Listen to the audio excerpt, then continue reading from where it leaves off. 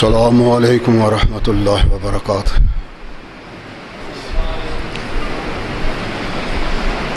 الحمد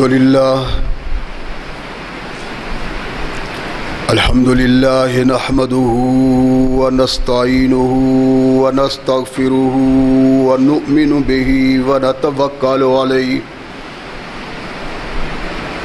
ونعوذ باللہ من شرور انفسنا ومن سیئات اعمالنا من يهده الله فلا مضل له ومن يضلل فلا هادي له ونشهد أن لا إله إلا الله وحده لا شريك له ونشهد أن محمدًا عبده ورسوله أما بعد فأحسن الحديث كتاب الله وخير الهدي هدي محمد صلى الله عليه وسلم وشر الأمور محدثاتها وكل محدثة بدعة وكل بدعة ضلالة وكل ضلالة في النار أما بعد فأعوذ بالله السميع العليم من الشيطان الرجيم من حمزه ونفخه ونفثه بسم الله الرحمن الرحيم فلما ألقوا قال موسى ما جئتم به السحر إن الله سيبطله إن الله لا يصلح العمل المفسدون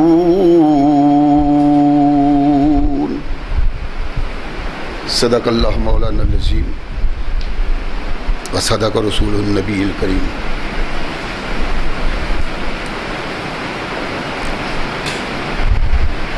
اللہ کی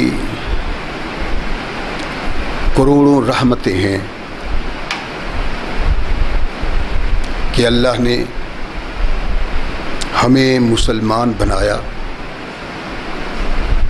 اور نبی رحمت محمد رسول اللہ صلی اللہ علیہ وسلم کے دامن سے وابستہ کیا۔ قرآن مقدس وہ عظیم دستور الحیات ہے جسے اس کی آمد سے لے کر قیامت تک کے لیے لوگوں کے لیے سبب رحمت بنایا۔ یہ قرآن مقدس وہ کتاب عظیم ہے جس نے دنیا میں وہ انقلاب پیدا کیا جس انقلاب کی نظیر قرآن سے پہلے نہیں ملتی، اور قیامت تک کوئی ایسا ضابطہ حیات تخلیق نہیں پا سکتا جس کے اندر انقلابی صلاحیتیں وہ ہوں جو اللہ نے قرآن میں رکھی ہیں۔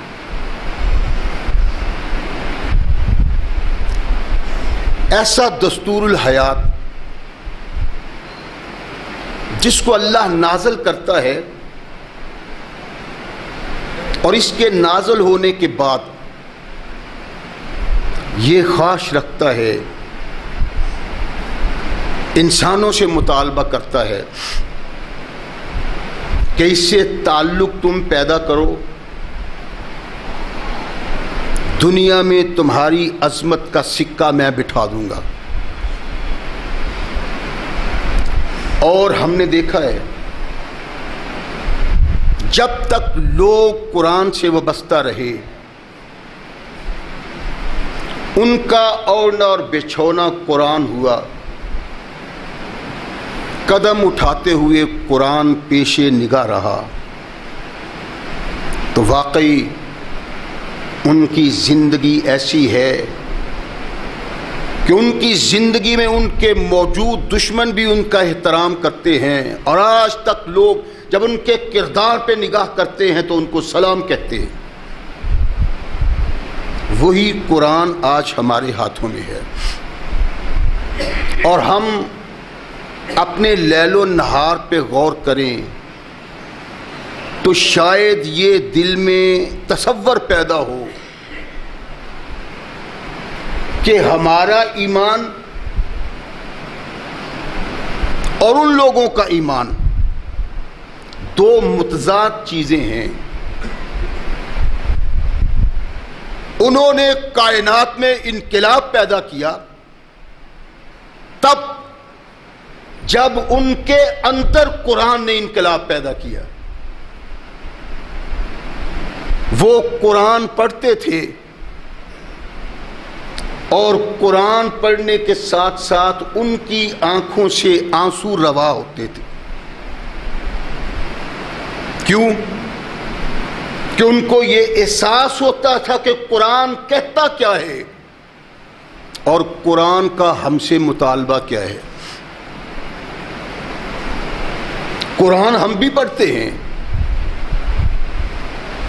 لیکن وہی ایک کتاب جس کو پڑھ لیا اور طاق میں رکھ دیا۔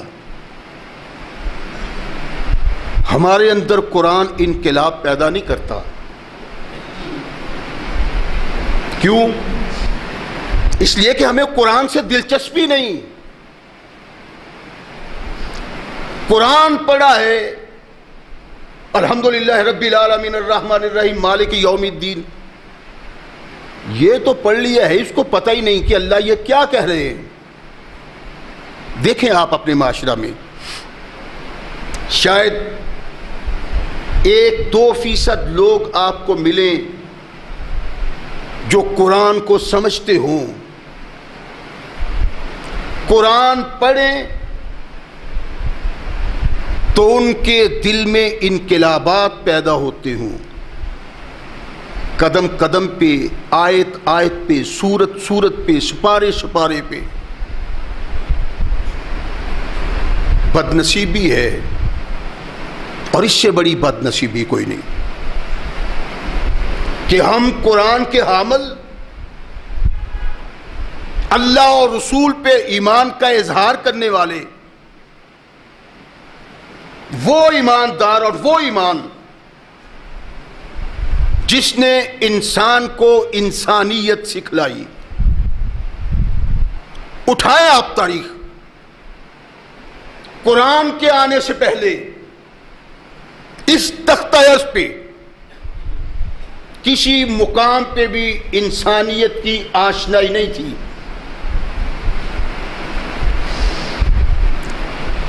یہ آشنائی قرآن نے کروائی ہے، اور قرآن محمد الرسول اللہ صلی اللہ علیہ وسلم کا دستور ہے جس کے نفاذ کے لیے محمد الرسول اللہ کو مکلف بنایا اللہ نے۔ اور نبی رحمت علیہ الصلوۃ والسلام نے ہمیں ارشاد فرمایا کہ تم میں سے ہر انسان کے لیے ضروری ہے کہ وہ مجھ سے پا کے آگے پھیلائے۔ جب سے ہمارا یہ تصور ختم ہو گیا ہے، ہم ذلت کی طرف گرتے چلے جا رہے ہیں، اور جب تک اس سے تعلق پیدا ہو کہ وہ انقلاب نہ آیا جو قرآن چاہتا ہے، جو محمد رسول اللہ چاہتے تھے، تو یہ ذلت مزید بڑھتی چلی جائے گی۔ انسانیت سکھائی اللہ نے، اور یہ انسانیت محمد الرسول اللہ کی معرفت دنیا کے آخری کناروں تک پہنچ گئی۔ اغیار نے اس سے فائدہ لیا ہے، اپنے دستور ترتیب دیے، اپنے قانون بنائے، ان کے پیش نگاہ اللہ کا قرآن اور محمد رسول اللہ کی زندگی تھی۔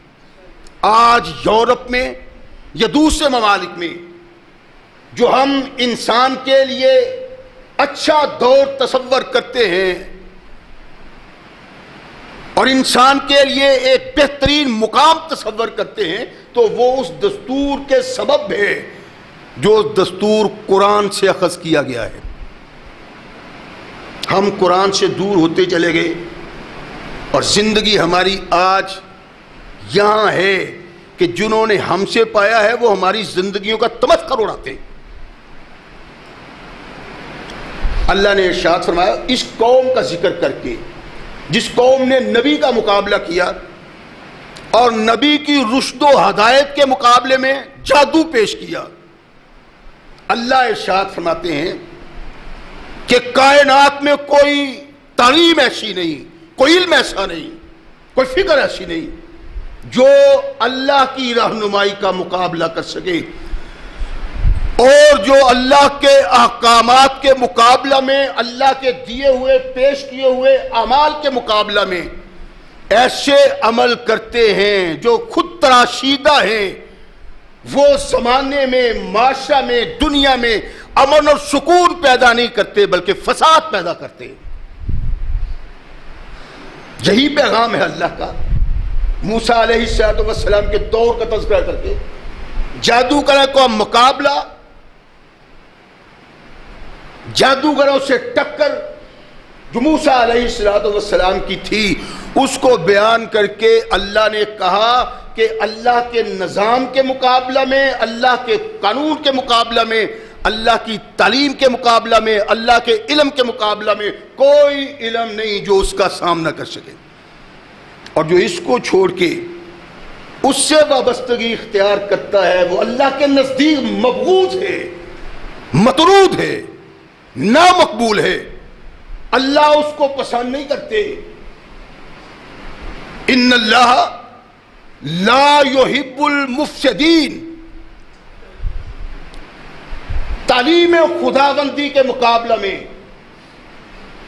عمل خداوندی کے مقابلہ میں کسی اور عمل کو پیش کرنا اور اس کو اپنانا فساد فی الارض ہے۔ کوئی قانون ہو، کوئی دستور ہو، کوئی آئین ہو، اس کو اللہ نہیں مانتے بلکہ اس کو فساد قرار دیتے۔ کوئی بھی کردار ایسا ہے، کوئی بھی عمل ایسا ہے، وہ اللہ کی رحمت سے دور لے جاتا ہے انسان کو۔ اللہ نے قرآن میں ارشاد فرمایا ہے الم نجعل الذین آمنوا وعملوا الصالحات کالمفسدین فی الارض، کیا ہم ان لوگوں کو جو ایمان کا اظہار کرتے ہیں، عمل اللہ کے احکامات کے مطابق کرتے ہیں، ان کو اور ان لوگوں کو جو اللہ کے احکامات کے باغی ہیں، اللہ کے فرمائے ہوئے اعمال سے ہٹ کے عمل کرتے ہیں، کہ ہم دونوں کو ایک جیسا کر دیں گے؟ نہیں، ارشاد فرمایا ان کا مرتبہ اور مقام انسانیت میں اعلیٰ اور بالا ہے، جو اللہ کے احکامات کے مطابق زندگی بسر کرتے ہیں، اور جو اس سے بغاوت کی زندگی بسر کرتے ہیں، اللہ کے فرمان کے خلاف ایسے اعمال کرتے ہیں جو انہوں نے خود اپنے ذہن سے تراشے ہوئے ہیں، تو فرمایا یہ باغی ہیں۔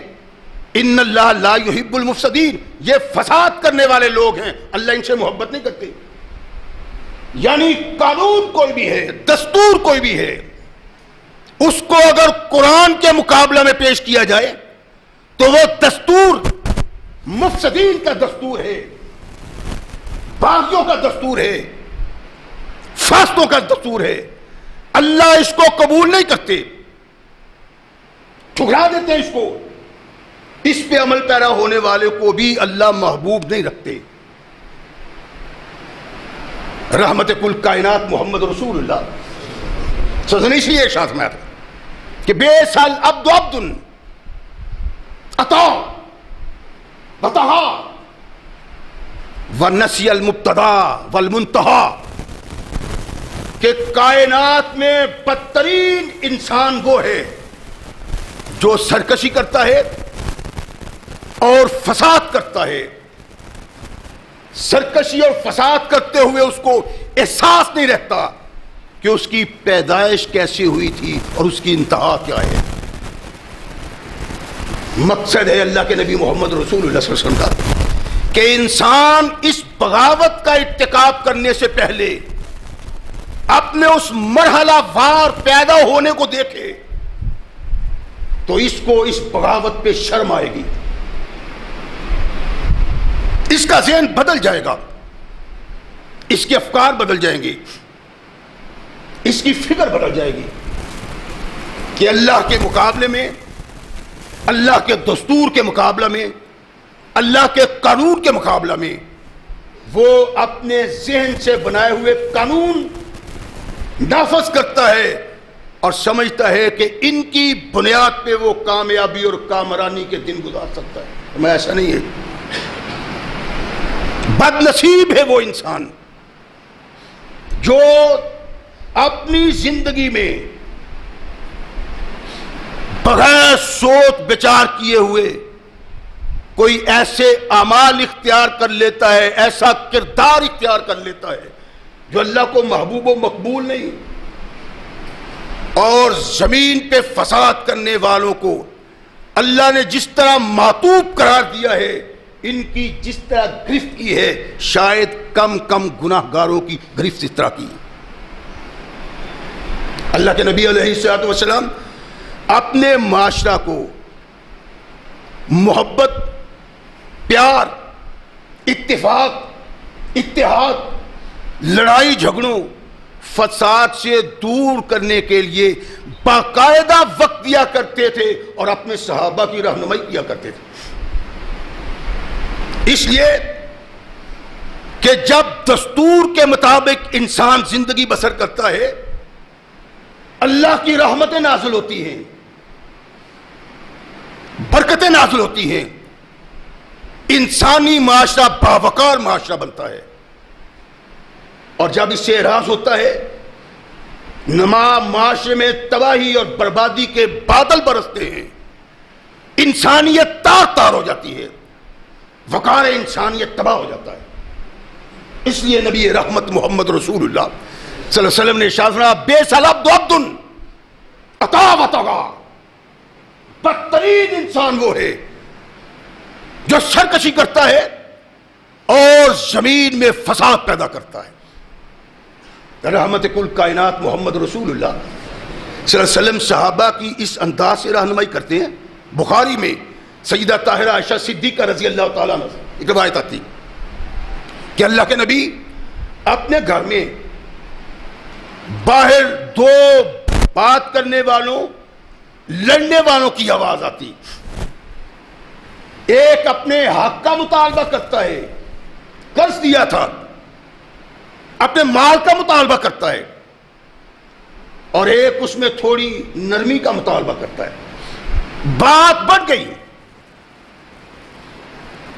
آواز کائنات کے آقا محمد رسول اللہ کے کانوں میں پڑی، اور تختہ عرش پہ اس سے بڑھ کے کوئی قائد ایسا نہیں جس نے انسان کو انسانیت سکھلائی ہو اور طرز زندگی سکھایا ہو۔ وہ کہتا ہے یار میں محتاج ہوں، کچھ نہیں میرے پاس، تھوڑی سی نرمی کرو، اپنے قرض میں سے چھوڑ دو، دینا تو تیرا ہے۔ وہ کہتا نہیں نہیں، اللہ کی قسم تیرے لیے کوئی نرمی نہیں، لوں گا تجھے۔ اللہ کے نبی محمد رسول اللہ صلی اللہ علیہ وسلم باہر تشریف لاتے ہیں۔ آپ غور فرمائیں حدیث کے الفاظ پہ، دو لڑنے والے لڑتے ہیں، ایک اپنے حق کا مطالبہ کرتا ہے، ایک نرمی کی درخواست کرتا ہے، وہ کہتا ہے اللہ کی قسم میں تمہیں معاف کرنے کو تیار ہوں۔ اللہ کے نبی تشریف لائے، فرمایا وہ کون آدمی ہے جو اللہ کی قسم اٹھا کے کہتا ہے کہ لا یفلح الخیرہ، اور دوسرا لا یفلح المعروف، کہ وہ اچھا کام نہیں کرے گا، وہ نیک کام نہیں کرے گا۔ کون ہے تم میں؟ اللہ کے رسول صلی اللہ علیہ وسلم کا انداز دیکھا، اس نے پریشان ہو گیا صحابی۔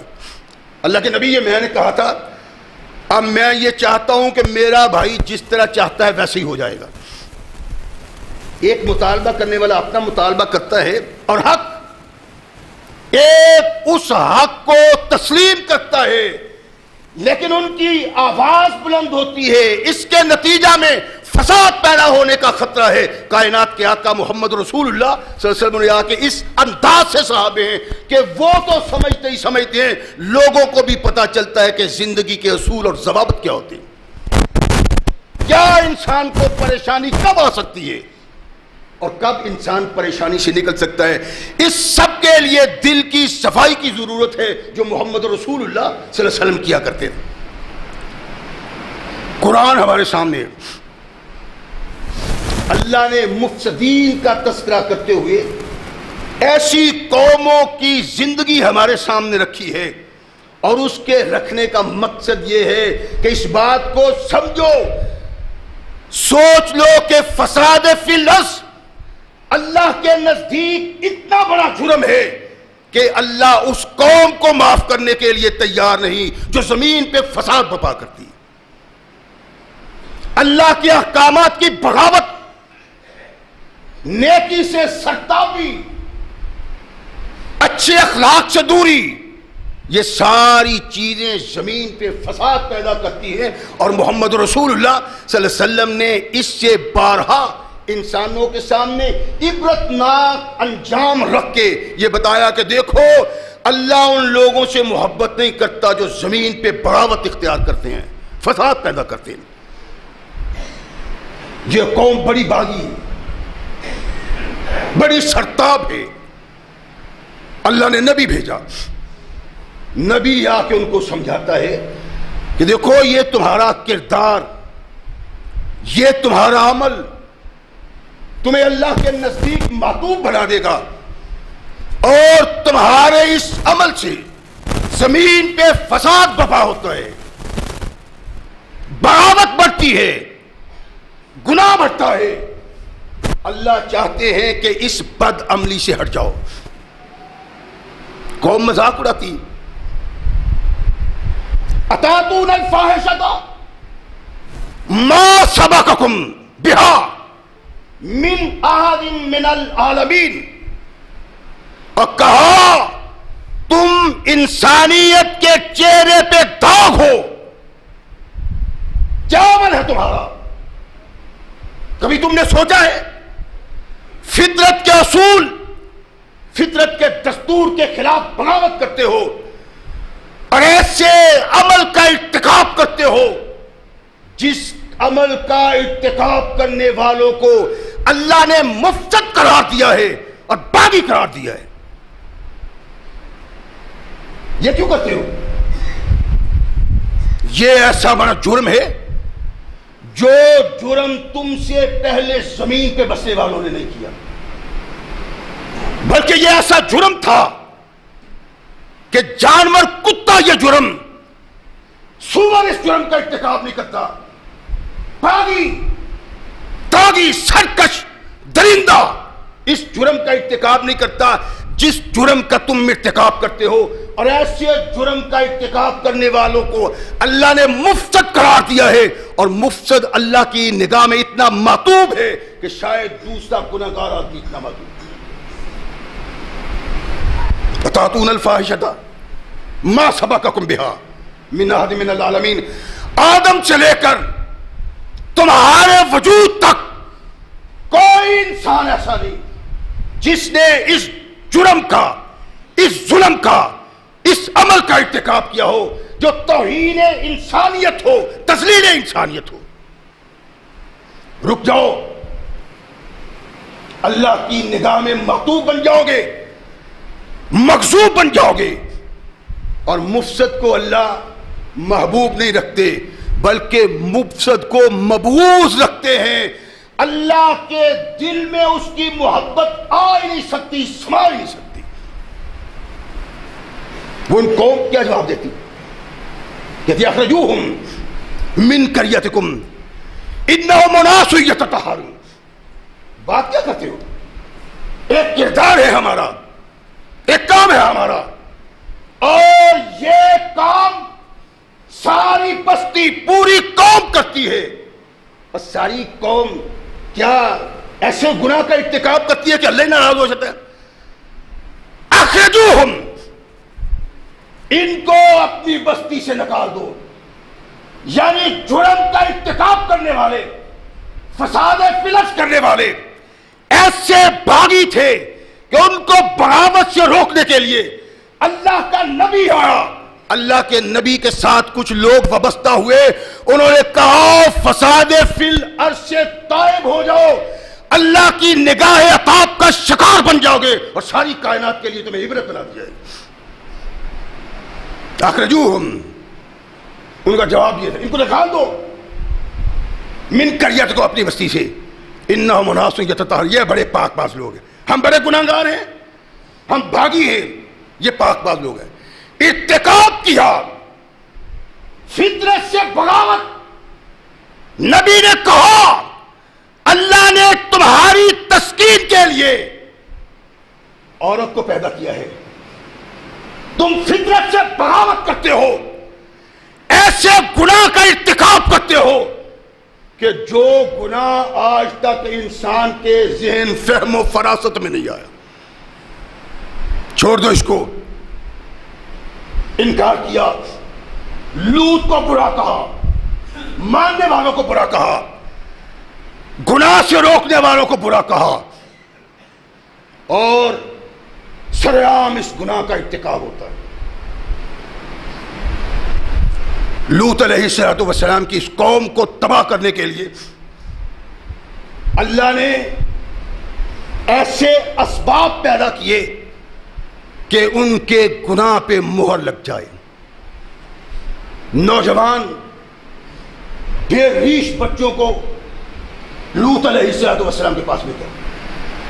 اللہ کے نبی جب ان بچوں کو دیکھتے ہیں، قوم کی طرف نگاہ پڑتی ہے، پریشان ہو گئے، کیا ہوگا؟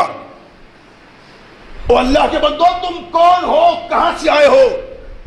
تمہیں اس قوم کا پتہ نہیں، تمہیں اس قوم کا علم نہیں، اور یہ کائنات کے بدترین باغی انسان ہیں،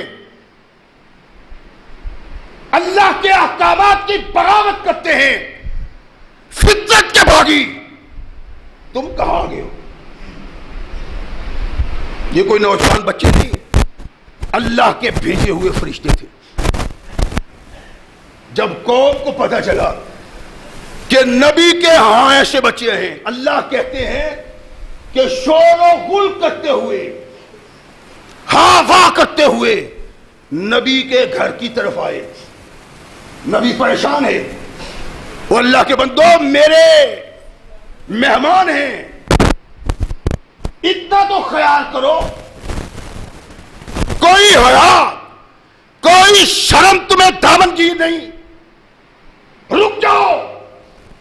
کہتے ہیں لوط اتنی باتیں نہ کرو، تمہیں احساس ہے، تمہیں پتہ ہے، تمہیں معلوم ہے ہماری خواہش کیا ہے، ہم کیا چاہتے ہیں، تمہیں کس نے کہا تھا ایسے لوگوں کو مہمان بنا کے اپنے گھر رکھو؟ اللہ کہتے ہیں نبی اتنا پریشان ہوا کہ رب فانصرنی علی القوم المفسدین، اللہ ان مفسدوں کے خلاف میری مدد کرو۔ اللہ کے نبی جب اتنا پریشان ہو گئے، جبریل نے کہا کہ لوط پریشانی کی ضرورت نہیں، خاموش ہو جاؤ۔ باہر آئے، اپنے پار پھڑپھڑائے، حدیث میں ہے کہ اصل شکل میں، اصل وجود میں اپنے پر پھڑپھڑائے، جتنے لوگ وہاں آئے ہوئے تھے سب اندھے ہو گئے، بھاگتے ہیں، کسی کو راستہ نظر نہیں آتا۔ کہاں جانا ہے کسی کو احساس بھی نہیں ہوتا. اور وہ یہ کہتے ہوئے بھاگتے ہیں کہ لوط کے مہمان جادوگر ہیں، بچو ان جادوگروں سے. بھاگتے ہیں. لوط علیہ السلام کو اس بات کا احساس ہوا جب کہ یہ تو کچھ اور معاملہ ہے. ان سے بات ہوئی، انہوں نے کہا ان کے لیے وقت متعین کر دیا ہے، ان کی بغاوت انتہا کو پہنچ گئی ہے، اب ان کا جرم ان کو مجرم بنا رہا ہے، اور صبح سے پہلے پہلے ان کو ہستی دنیا سے مٹا دیا جائے گا. کوئی ان کو بچانے والا نہیں. ایسا عذاب دیا جائے گا کہ کائنات میں قیامت تک آنے والی انسانیت اس سے عبرت حاصل کرے. رات ڈھلتی ہے. لوط علیہ السلام اپنے ساتھیوں کو لے کے نکلتے ہیں. آواز آئی، جبریل اس بستی کو اٹھا لو. جس کے متعلق اللہ کے نبی نے کہا اللہ ان فسادیوں کے خلاف میری مدد کرو. اور میں نے عرض کیا ہے کہ فسادی اللہ کے نزدیک اتنے مغضوب ہیں کہ شاید ہی کوئی دوسرا گناہگار اتنا مغضوب ہو. فساد کیسا بھی ہو، کوئی مخصوص فساد نہیں. جس کا ذکر اللہ نے قرآن میں کیا اور محمد رسول اللہ نے فرمایا میں مخصوص نہیں ہے. کوئی بھی فساد ہے جس کے سبب قوم میں اختلاف پیدا ہوتا ہے، انتشار پیدا ہوتا ہے، لڑائی پیدا ہوتی ہے، جھگڑے پیدا ہوتے ہیں، دوریاں پیدا ہوتی ہیں، یہ فساد ہے. اللہ نے کہا فسادی میری نگاہ میں بدترین لوگ ہیں، اور ان اللہ لا یحب المفسدین، ان سے اللہ محبت کرتے ہیں. جبریل نے اس بستی کو اپنے پروں پہ اٹھایا اور آسمان کی طرف لے جانا شروع ہوا.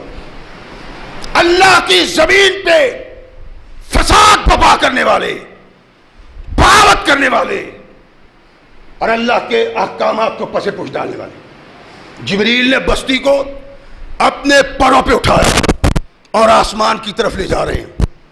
امام مجاہد کہتے ہیں کہ اتنی دور پہلے آسمان کے قریب لے گئے کہ بستی پہ بھونکنے والے کتوں کی آواز فرشتوں نے سنی. اتنی دور لے گئے اور پھر اللہ نے ارشاد فرمایا اس کو الٹ دو. لوط کی قوم فساد برپا کرنے والی، ایک ایسے عمل کا ارتکاب کرنے والی جو فطرت کے تقاضوں کے خلاف تھی. اللہ نے ایسے مفسدوں کو اس انجام سے ان کے انجام تک پہنچایا کہ آج تک وہ چشمے انسانی میں عبرت بنی ہوئی. آسمان تک لے گئے، الٹ دیا، زمین پہ بستی آئی. اور روایات میں ہے کہ اتنی دور تک زمین میں چلی گئی کہ پانی نکلنا شروع ہوا، گندا پانی، بدبودار. اور پھر اس بستی کو الٹا دینے پہ ہی بس نہیں، اللہ کہتے ہیں وَأَمْطَرْنَا عَلَيْهَا حِجَارَةً مِّن سِجِّيلٍ مَّنضُودٍ مُّسَمَّاةً عِندَ رَبِّكَ. آسمان سے پتھرا ہوا. اللہ اتنے غضبناک ہوئے مفسد لوگوں پہ کہ بستی الٹ دینے کے باوجود آسمان سے پتھرا ہوا، کھنگریلے پتھر برسے. مفسرین کہتے ہیں مسومتن کا مطلب یہ ہے کہ ہر آدمی کا پتھر پہ نام لکھا ہوا تھا. جس کا نام لکھا ہوا تھا پتھر اس آدمی کو لگتا تھا. اور برسا کے پتھر اللہ تعالیٰ نے اس طرح پامال کر دیے کہ ان کا تصور بھی ختم ہو گیا. کیوں؟ انہوں نے ایک فساد کی بنیاد رکھی تھی زمین پہ. اللہ کہتے ہیں کہ ہمیں فسادی محبوب نہیں، مقبول نہیں. ان کے انجام کو دیکھو، اس بات کا احساس پیدا کرو کہ زمین پہ فساد برپا نہیں کرنا بلکہ اس عمل سے بچنا ہے جس عمل سے فساد پیدا ہوتا ہو. کسی قوم میں بھی جب یہ برائیاں پیدا ہو جاتی ہیں جو انسانیت کے لیے تباہی کا سبب بن جاتی ہیں، اللہ اس قوم کو مفسد قرار دے دیتی. ایک اور قوم کا ذکر کیا اللہ نے. ذوالقرنین فتوحات کرتے ہوئے شمال کی طرف ایک مقام پہ پہنچتے، وہاں ایک قوم کو پایا. اس قوم نے جاہو جلال دیکھا، طاقت دیکھی، تو وہ کہنے لگے ذوالقرنین انا یاجوج و ماجوج مفسدون فی الارض، یاجوج اور ماجوج ایسے بد نصیب ہیں کہ وہ سطح عرش پہ بسنے والے انسانوں پہ اتنا ظلم کرتے ہیں، اتنی بربریت ڈھاتے ہیں کہ ان کے ظلم سے بچنے کا کوئی راستہ نہیں۔ کیا ہم تمہیں مال و زر دولت مہیا کریں کہ ان سے بچانے کے لیے ایک دیوار بنا دو؟ یہ یاجوج ماجوج کے متعلق مفسرین نے بڑے بےہودہ قصے بیان کیے ہوئے، لا یعنی بے معنی، جن کا مقصد ہی کوئی نہیں۔ ان کے کان اتنے، ناک ایسی، وجود ایسے، بعض کہتے ہیں وہ انسان ہی نہیں۔ حالانکہ یہ نہیں ہے، اگر وہ انسان نہ ہوتے ان کا ذکر اللہ اس صورت میں نہ کرتا جس طرح سکندر کے ذوالقرنین کے سامنے وہ وسیع والے رکھتے ہیں۔ اور یہ ایک بات مفسرین نے عام طور پہ لکھی ہے، جو کہتے ہیں نا کہ یہ انسان نہیں تھے، وہ تو سوچ ہی کوئی نہیں، سمجھ ہی کوئی نہیں، فکر ہی کوئی نہیں، بات ہی کوئی نہیں۔ مفسرین نے لکھا ہے کہ یہ نوح علیہ السلام کے 3 بیٹے تھے، ان میں سے ایک کی اولاد ہے، ایک سام تھا، ایک حام اور ایک یاس۔ سام کی اولاد پورے عرب میں جو پھیلے ہوئے ہیں لوگ، عرب کے رہنے والے، یہ کہ شام کی اولاد ہیں، اور پورے ہتھی جو ہیں یہ حام کی اولاد ہیں، اور یاس کی اولاد پورے ترک جو ہیں وہ یاس کی اولاد ہیں۔ اور وہ کہتے ہیں کہ اصل میں انہی ترکوں میں وہ یاجوج اور ماجوج تھے، یعنی یاس کی اولاد، اس میں شک و شبے کی گنجائش نہیں۔ اگر یہ انسانوں سے تعلق نہ رکھتے ہوتے تو انسانوں کی عبرت کے لیے ان کا ذکر نہ کیا جاتا، اور ان کو ان کے فساد کی بنا پہ، شر کی بنا پہ، ظلم اور جبر کی بنا پہ انسان اور آبادی سے پس پشت پہاڑوں کے پیچھے مقید کر دیا گیا۔ جب موقع ملتا آتے انسانیت کا قتل و غارت کرتے، نہ کوئی مرد، نہ کوئی عورت، نہ کوئی بچہ، اس انداز سے ظلم ڈھاتے کہ انسانیت لرزہ ہو جاتی ان کے دشمن۔ ذوالقرنین اِنَّ یاجوج و ماجوج مفسدون فی الارض، زمین پہ سانس لینا آسان نہیں ہے، جب آتے ہیں تباہ برباد کر دیتے ہیں انسانیت کو۔ اور مفسرین لکھتے ہیں کہ آتے ہیں قتل و غارت کرتے ہیں، باغات کو اجاڑتے ہیں، فصلوں کو تباہ کرتے ہیں، سب بربادی کر کے واپس وہیں چلے جاتے ہیں جہاں اللہ نے ان کو مقید کر رکھا تھا۔ ان سے بچاؤ کا کوئی طریقہ، کوئی راستہ؟ ذوالقرنین کہتے ہیں کہ ہاں بنا دیتا ہوں، اللہ نے مجھے بڑی طاقت دی ہے، تمہارے پیسے کی ضرورت نہیں، دولت کی ضرورت نہیں، تم مزدور مہیا کرو، سامان مہیا کرو، میں ان کی اور تمہارے درمیان پردہ بنا دوں گا، اور بنا دوں گا۔ بنا دی، کہا سن لو، اب یاجوج اور ماجوج تم پہ حملہ آور نہیں ہو سکتے، اور وہ اس دیوار کو نہ پھلانگ سکتے ہیں نہ سوراخ کر سکتے۔ احادیثیں ہیں بہت ساری مختلف ان کے باہر نکلنے کی۔ یہ یاجوج اور ماجوج ایسی مفسد قوم تھی کہ اللہ نے اس قوم کو قیامت کی علامتوں نشانیوں میں سے ایک نشانی بنایا، روک پیدا کر دی۔ اللہ نے کہا یہ اس کو کراس نہیں کر سکتے، اس کو پامال نہیں کر سکتے، اس میں سوراخ نہیں کر سکتے۔ ہاں جب اللہ کا وعدہ آ گیا تو یہ دیوار ٹکڑے ٹکڑے ہو جائے گی۔ بہت ساری احادیث ہیں کہ وہ چاہتے ہیں دیوار کو، یہاں تک کہ جب وہ قریب ہو جاتی ہے سوراخ ہونے کے تو شام پڑ جاتی، سردار کہتے ہیں چلو واپس، کل آ کے کریں گے۔ آتے ہیں تو پھر دیکھتے ہیں کہ دیوار ویسی کی ویسی ہے۔ احادیث نہیں ہے یہ صحیح، کسی اگر حدیث سے اس کا اشارہ ملتا ہے تو کہ یہ ضروری نہیں ہے کہ اللہ کے نبی کی حدیث سے اشارہ پا کے یہ سمجھ لیا جائے کہ وہ کچھ کرتے ہیں. اللہ کے محبوب نے کہا تھا جب اللہ اس کو ٹکڑے ٹکڑے کر دے گا تب یہ اللہ کی مرضی ہے, تب یہ اللہ کا مقصود ہے. اس وقت سے پہلے یہ لوگ آپ پہ حملہ آور نہیں ہو سکتے. تو دیوار کا ٹوٹنا, دیوار کی تباہی, دیوار کی بربادی انسان کے لیے موجودہ, ماضی میں آنے والے, مستقبل میں آنے والے انسانوں کے لیے یہ عبرت ہے کہ اللہ نے ان کو بند کر دیا کہ یہ مفسد ہیں, ایسے عمل کا ارتکاب کرتے ہیں جس سے فساد برپا ہوتا ہے.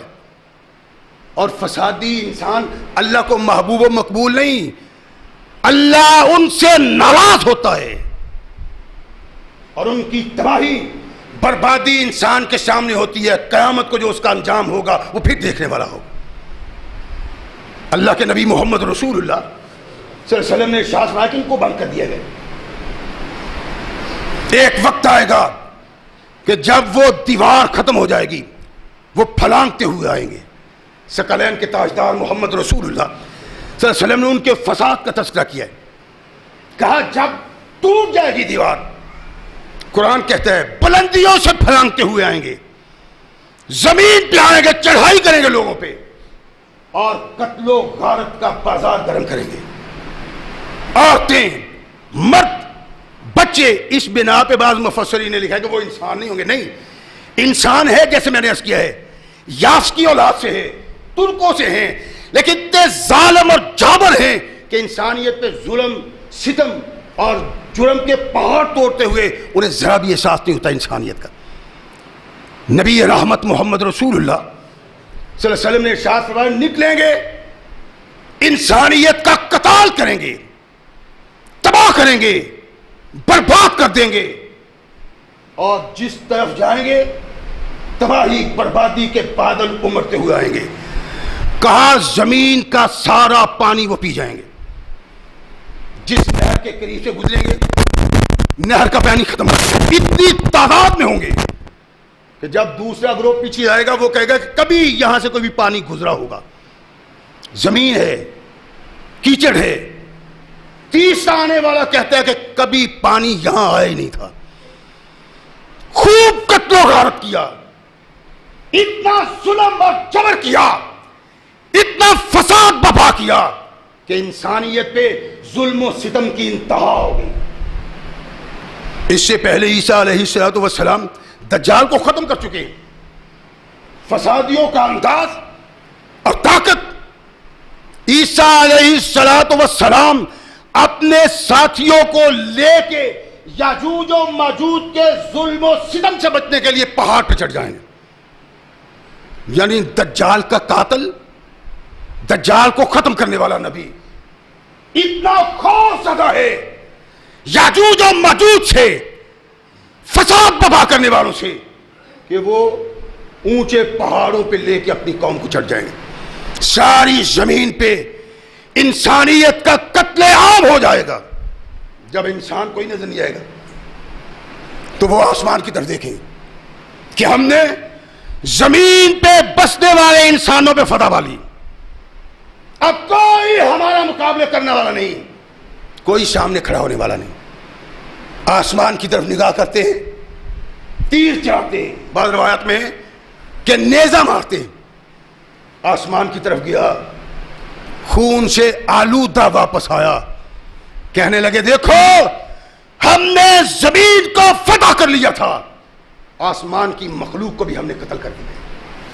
یہ سوچ اور یہ فکر لیے بیٹھے ہیں لوگ, روتے ہیں عیسیٰ علیہ السلام کہ عیسیٰ ان کا مقابلہ.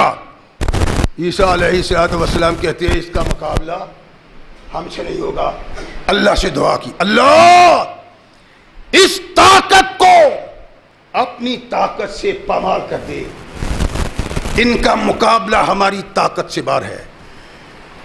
یفسدون فی الارض, جب زمین میں فساد کی انتہا ہو جاتی ہے, فسادی ظلم و بربریت کے پہاڑ توڑتے ہیں, تو اللہ کی نگاہ عطاب کا شکار بن جاتے ہیں۔ عیسیٰ علیہ السلام نے اللہ سے دعا کی، حدیث میں ہے کہ ان کے گردنوں میں طاعون کا پھوڑا نکلتا ہے، ایک چھوٹی سی پھنسی بڑی ہو گئی، اتنی بڑی ہوئی کہ ان کو اس کی درد برداشت نہیں۔ سارے یاجوج و ماجوج اللہ کے عطاب کا شکار بنے اور ان کو تڑپا تڑپا کے انسانیت کے لیے عبرت بنا کے موت کے سپرد کر دیا گیا۔ اللہ کہتے ہیں ان اللہ لا یحب المفسدین، اللہ مفسدوں سے، باغیوں سے، سرکشوں سے محبت نہیں کرتا، بلکہ جب وہ انتقام لیتا ہے تو کائنات کے لیے ان کو عبرت بنا دیتا ہے۔ اس طرح قوم لوط کو بنا دیا، یاجوج ماجوج کو بنا دیا۔ رحمت کل کائنات محمد رسول اللہ صلی اللہ علیہ وسلم نے اپنی امت کے بھی ایک مفسد کا ذکر کیا ہے۔ نبی رحمت ارشاد فرماتے ہیں کہ بنو ثقیف میں ایک کذاب پیدا ہوگا اور ایک جابر ظالم، یعنی قوم کچھ مفسدین کے ہاتھوں اتنی پریشان ہوگی، اتنی پریشان ہوگی کہ اس سے بڑھ کے کوئی پریشانی نہیں، اور اس پریشانی میں مبتلا کرنے والا ایک کذاب ہوگا اور ایک ظالم ہوگا۔ مفسرین محدثین کہتے ہیں کہ جو بہت بڑا کذاب ہے وہ مختار سطفی ہے، اور جو بڑا جابر اور ظالم ہے وہ بنو ثقیف سے حجاج بن یوسف ہے۔ دو کا تذکرہ اللہ کے نبی محمد رسول اللہ نے کیا۔ ان سے فساد کی انتہا ہوئی قوم میں، پریشان ہوئی قوم، اور اتنے بد نصیب، اتنے باغی، اتنے سرتاب تھے کہ کلمہ پڑھنے کے باوجود ظلم و ستم کے پہاڑ ڈھائے کہ قوم تڑپ اٹھی۔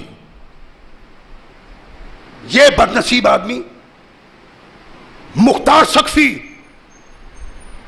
اس نے قوم پہ ظلم و ستم کے پہاڑ اہل بیت کے پردے میں ڈھائے ہیں۔ یہ تھا کیا؟ مورخ لکھتے ہیں کہ یہ ناسبی تھا، سیدنا علی المرتضیٰ رضی اللہ تعالیٰ عنہ کو سریعام گالیاں دیا کرتا تھا، برا کہا کرتا تھا، ان کے خلاف بکواس کرتا تھا، یہاں تک کہ صحیح العقیدہ مسلمان لوگ اس سے نفرت کرتے تھے۔ پھر جب سیدنا حسن رضی اللہ تعالیٰ عنہ کوفہ والوں کی بدکرداری، بے وفائی سے پریشان ہو کے مدائن کی طرف جاتے ہیں، یہ مدائن میں موجود ہے۔ جب اس نے دیکھا کہ حسن آگے ہیں، اپنے چچا کو کہنے لگا کہ میرا خیال ہے اس حسن کو گرفتار کے معاویہ کے پاس نہ بھیج دوں، اس لیے کہ معاویہ کے نزدیک میری ہمیشہ کے لیے قدر و منزلت بن جائے گی۔ اس نے کہا بیٹا اتنی بڑی بے حیائی، بے شرمی کی بات، اور تو بڑا بننے کے لیے نبی کے نواسے کو گرفتار کر کے اس کے مخالف کے ہاتھ میں دینا چاہتا ہے۔ اس سے بڑھ کے کائنات میں کوئی بد نصیبی نہیں ہو سکی جس کا تو ارتکاب کرتا ہے۔ خبردار، ایسی سوچ بھی اپنے دماغ سے نکال دو۔ یہ علی المرتضیٰ کو گالیاں دینے والا، حسن کو گرفتار کر کے امیر معاویہ کے ہاتھ دینے والا، جب اس نے دیکھا کہ میری بات بنتی کوئی نہیں تو کوفہ میں آیا۔ اس وقت مسلم کے ساتھ ابن زیاد وہ کر رہا تھا جو گرفتاری کے بعد کربلا کے سلسلے میں عرض کرتا ہوں۔ اس نے آ کے کہا کہ میں مسلم کو بچاؤں گا۔ جب ابن زیاد کو پتہ چلا، اس نے گرفتار کر لیا، 100 کوڑے مارے اور اس کو جیل میں ڈال دیا۔ اس کا مقصود و مطلوب ایک تھا کہ جہان کی بات میرے ہاتھ میں آئے، اس کے لیے تمام مسلمانوں کو تباہ کرنا پڑے تو تباہ ہو جائیں۔ اللہ کہتے ہیں کہ فسادی اللہ کے نزدیک محبوب کیوں نہیں؟ وہ زمین پہ قتل و غارت چاہتا ہے، بے امنی چاہتا ہے، بے امنی چاہتا ہے۔ عبداللہ بن عمر رضی اللہ تعالیٰ عنہ کو پتا چلا یہ سالہ ہے عبداللہ بن عمر رضی اللہ تعالیٰ عنہ، مختار شکفی عبداللہ بن عمر کا سالہ ہے۔ جب عبداللہ کو پتا چلا انہوں نے یزید کو لکھا کہ میں اس کی سفارش کرتا ہوں، یہ آپ کے خلاف ارتکاب جرم نہیں کرے گا، آپ اس کو چھوڑ دیں۔ چھوڑ دیا۔ مختار شکفی کوفہ سے مکہ پہنچا، وہاں عبداللہ بن زبیر کی حکومت ان کے ساتھ ملا، بہت سفاک قسم کا آدمی تھا، امویوں کے خلاف باتیں کی، عبداللہ بن زبیر نے اپنا صاحب بنا لیا۔ جب شام کی فوج مکہ پہ حملہ ور ہوئی، مورخ لکھتے ہیں کہ اس نے زبردست قتال کیا۔ اس قتال کے بعد یہ چاہتا تھا کہ عبداللہ بن عمر مجھے بھی ایک حیثیت دے، لیکن انہوں نے نہیں دی، واپس عراق آیا۔ وہاں آ کے پھر اس نے اس بات کا اعلان کیا کہ میں اہل بیت کے دشمنوں سے انتقام لوں گا۔ مقصود یہ نہیں، علی کو گالیاں نکالنے والا بد کردار، حسن کو گرفتار کر کے امیر معاویہ کے ہاتھ میں فروخت کرنے والا کیسے اہل بیت کا محبوب اور مقبول ہو سکتا ہے؟ دشمن تھا، مقصود زمین پہ فساد پیدا کرنا تھا۔ اس فسادی کا ذکر محمد رسول اللہ صلی اللہ علیہ وسلم نے اپنی زبان سے یوں کیا کہ بنو ثقیف میں ایک کذاب پیدا ہوگا، یعنی اس کذاب کی بنا پہ زمین پہ فساد پیدا ہونے والا تھا، تباہی آنے والی تھی، بربادی آنے والی تھی مسلمانوں پہ۔ اللہ کے نبی نے کہا کہ بنو ثقیف میں ایک کذاب پیدا ہوگا۔ عراق والوں کو آپ کہا کہ اہل بیت کا انتقام لینا ہے، لیکن اس اعلان کے بعد اہل بیت کے انتقام لینے کے لیے اس نے کچھ نہیں کہا۔ انیام ہمارے مسلمان سمجھتے ہیں کہ مختار شکفی نے اہل بیت کا انتقام لیا، نابلد ہے تاریخ سے، تاریخ نہیں پڑھی ہوئی۔ ایک چورکی پڑھ کے آدمی سمجھنا میں مورخ بن جائے تو یہ کوئی بات نہیں۔ مختار شکفی نہ اہل بیت کا ہمدرد تھا نہ اسلام کا، وہ مسلمانوں پہ ویسی حکمرانی چاہتا تھا جیسی محمد رسول اللہ کی تھی۔ یہ تھی اس کی سوچ، یہ تھی اس کی فکر۔ عبداللہ بن زبیر کو چھوڑا، کوفہ آ کے یہ کہا کہ ان لوگوں سے انتقام لینا ہے۔ لوگ اس کے ساتھ وابستہ ہونا شروع ہو گئے۔ عبداللہ بن زبیر کو علم ہوتا ہے کہ تو میری سلطنت میں ایک نئی بات لے کے چلا ہے، خبردار۔ اس کو احساس تھا کہ عبداللہ بن زبیر کا مقابلہ نہیں ہو سکتا۔ لکھا کہ نہیں آپ کا میں تو یہ نکال دوں، اور تو نے میرے عمل کو کیوں نکال دیا ہے؟ کہنے لگا عمل کو اس لیے نکال دیا ہے حضور کہ وہ امویوں کا بڑا ہمدرد تھا، اس لیے اس سے نکال دیا ہے۔ آپ میرے لیے نامہ لکھیں کہ اب کوفہ کا عمل میں ہوں۔ عبداللہ بن زبیر جانتے ہیں اس کو، لیکن اس کو کنٹرول کرنے کے لیے اس کے سپرد کر دیا۔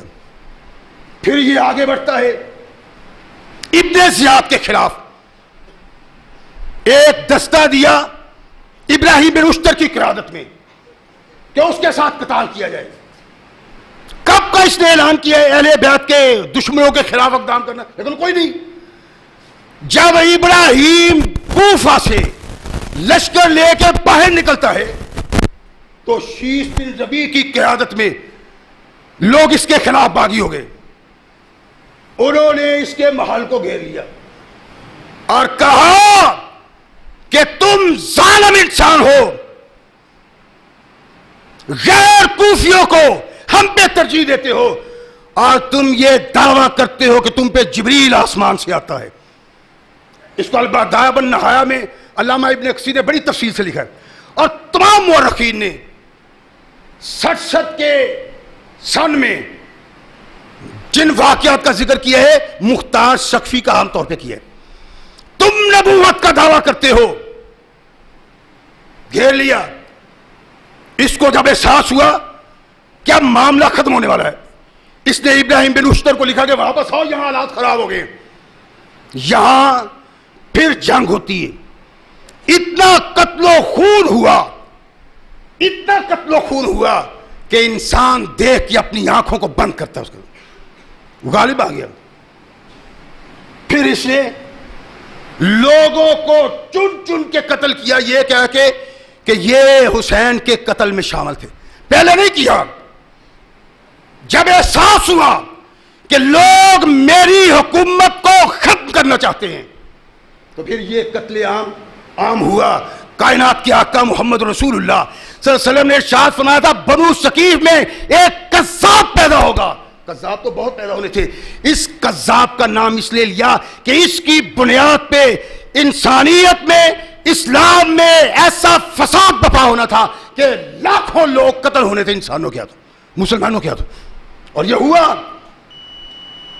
عبداللہ بن زبیر کو گالیاں دینا شروع کر. جب اس کی حکومت طاقتور بن گئی، عبداللہ بن زبیر کو گالیاں دینا شروع کر دی. حسن و حسین، علی، اہل بیت رسول، اس کا تو موضوع ہی نہیں تھا. یہ تو قاتل تھا، سفاک تھا، قذاب تھا. چاہتا تھا کہ مسلمانوں میں فساد پیدا کر کے اپنی حکومت کی جائے. جب اس بات کا احساس عبداللہ بن زبیر کو ہوا کہ یہ تو کہتا ہے مجھ پہ جبریل آتا ہے. البدایہ والنہایہ میں علامہ ابن کثیر نے لکھا ہے جلد نمبر 8 میں 1265 صفحہ کہ یہ کہتا ہے کہ مجھ پہ وحی لے کے جبریل آتا ہے. یعنی حکومت قائم ہو گئی، نبوت کا دعویٰ شروع کر دیا، اور وہ جبریل وحی لے کے آتا ہے جو محمد رسول اللہ پہ وحی آتا ہے. ایک قریبی دوست اس کے قریب جاتا ہے، کہتا ہے اس تکیے پہ بیٹھ جاؤ، اس لیے کہ اس تکیے پہ جبریل بیٹھتا ہے، میرا بھائی جبریل بیٹھتا ہے. اتنا باغی اور مفسد تھا کہ مسلمانوں میں اختلاف و انتشار پیدا کیا. اللہ کی نگاہ عطاب کا شکار بن گیا. عبداللہ بن زبیر نے اپنے بھائی مصعب کو بھیجا کہ میں نے سنا ہے وہ نبوت کا دعویٰ کرتا ہے، ہمارا باغی ہے، جاؤ اس کا حساب لو. اور پھر تاریخ بتاتی ہے کہ اللہ نے اس کو ان لوگوں کے لیے عبرت بنا دیا. قتال ہوا، ہزاروں لوگ قتل ہوئے، بلکہ ایک روایت میں کہ ایک دن میں 7000 انسانوں کا خون بہہ گیا. اس فسادی کے فساد کی بنیاد پہ اللہ کی نگاہ عطاب کا شکار ہوا. اس کی تمام فوجوں کو پامال کر دیا گیا. ہر مفسد ابن زبیر کی فوج کے ہاتھوں مقتول ہوا. اس کی ہتھیلی کاٹ کے بطور عبرت صلیب پہ لٹکا دی گئی. اس کا سر عبداللہ بن زبیر کو بھیج دیا گیا. اور تاریخ میں ہے کہ عبداللہ بن زبیر نے نفرت کا اظہار کیا اور کہا کعبۃ اللہ کے دروازے پہ یہ سر پھینک دو تاکہ لوگوں کو پتہ چلے زمین پہ فساد بپا کرنے والوں کا عبرتناک انجام اللہ کیسے کرتا ہے. ان اللہ لا يحب المفسدین. اللہ کہتے ہیں کہ مفسدوں سے اللہ محبت نہیں کرتے. مفسد دنیا میں بھی بوال ہوتے ہیں، آخرت میں بھی عبرت کا انجام بنتے ہیں. تلک الدار الآخرۃ نجعلها للذین لا یریدون علوا فی الارض ولا فسادا علوا فی الارض ولا فسادا. کہا دنیا میں تو فسادیوں کی تباہی بربادی ہے ہی، آخرت میں بھی ان کا کوئی حصہ نہیں. ان لوگوں کو ملتا ہے جو اللہ کے احکامات کے مطابق زندگی بسر کرتے ہیں، عمل صالح کرتے ہیں، نیک کرتے ہیں، زمین میں فساد برپا کرنے کی کوشش نہیں کرتے. ہمارے ہاں بھی آج فساد. ایک فساد تو دیکھیں نا کہ ہو کیا رہا ہے. ایک بڑا فساد یہ ہے کہ نبی کائنات محمد رسول اللہ صلی اللہ علیہ وسلم پہ اتہام لگائے جاتے ہیں. برائی کی جاتی ہے، گالیاں دی جاتی. اب پچھلے دنوں میں کیا ہوا ہے، مردان یونیورسٹی میں ایک شخص کے متعلق اس کے ساتھیوں نے کہا کہ یہ توہین رسالت کا مرتکب ہوا ہے کہ نہیں ہوا، یہ تو اللہ جانتا ہے. انہوں نے کہا مار دیا. اب کیا ہے کہ فساد فی الارض کے بانی، میڈیا کے اینکر، الیکٹرک میڈیا کے اس طرح بکواس کر رہے ہیں کہ قانون توہین رسالت کو ختم کرنے کی ترغیب دلا رہے ہیں کہ دیکھو جی یہ ہو گیا، وہ ہو گیا، ایسے ہو گیا، ویسے ہو گیا. ایک یہ فسادی ہیں اور ایک اس سلسلہ میں حکمران فسادی ہیں. تمام فسادیوں کا انجام بدترین انجام ہے. قانون بنانے والوں نے قانون بنایا کہ جو توہین رسالت کا ارتکاب کرتا ہے اس کی سزا موت ہے. اب ایک توہین کا ارتکاب کرتا ہے، قانون کا فرض ہے کہ اس کو ہاتھ ڈالے، لیکن قانون ایسا نرم قانون ہے، قانون کا نفاذ کرنے والے ایسے دین کے باغی ہیں کہ وہ یہ فساد برپا کرنے والا انسان ان کی گرفت میں نہیں آتا ہے. پھر عدالتیں ہماری آج تک کسی بھی رسول اللہ پہ اتہام لگانے والا، ان کی توہین کرنے والا اس قانون کے مطابق سزا نہیں پا سکا. کہتے ہیں جی خود نہیں کرنا چاہیے، حکومت کے سپرد، قانون کے سپرد. یہ بات صحیح ہے، میں بھی یہ کہتا ہوں ان لوگوں کو یہ نہیں کرنا چاہیے تھا. لیکن سوال یہ ہے کہ یہ جو قانون بنایا ہوا ہے اس کا نفاذ کب ہوا ہے اور اس کا انجام ہمارے سامنے کیا ہے؟ بہت سارے توہین رسالت کے ارتکاب کرنے والوں کو پاکستان سے نکال دیا اور کچھ پڑے ہوئے ہیں جیل میں. آج تک کسی کو تختہ دھار پہ نہیں کھینچا گیا. اسلام دشمن پاکستان میں فساد برپا کرنا چاہتے ہیں. اور ایک فساد کی کڑی یہ بھی ہے کہ میڈیا پہ محمد رسول اللہ صلی اللہ علیہ وسلم کی توہین کا ارتکاب کیا جاتا ہے. قانون خاموش ہے، حکمران خاموش ہے، عدالت خاموش ہے. عدالتوں کی کیا بات رہ گئی؟ کوئی بات نہیں رہ گئی. پاکستان کی سب سے بڑی عدالت 2 ماہ سے فیصلہ محفوظ کیا ہوا ہے. فیصلہ سنایا ہے، عمران خان بھی خوشی منا رہے ہیں اور نواز شریف بھی خوشی منا رہے ہیں. پاکستان کی سب سے بڑی عدالت ہے. کیا ہے عدالت؟ اگر یہ کوئی جرم ہے کسی کو بغیر مقدمہ چلائے قتل کرنا تو یہ جرم حکمرانوں کے سر آتا ہے، نظم کے سر آتا ہے، عدالت کے سر آتا ہے کہ محمد کریم کے باغی کو آج تک وہ سزا نہیں ملی جو ملنی چاہیے. اس کو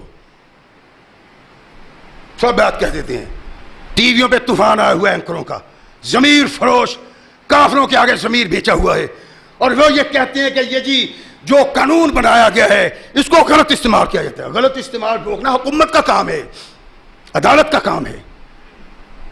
قانون کا کیا قصور ہے؟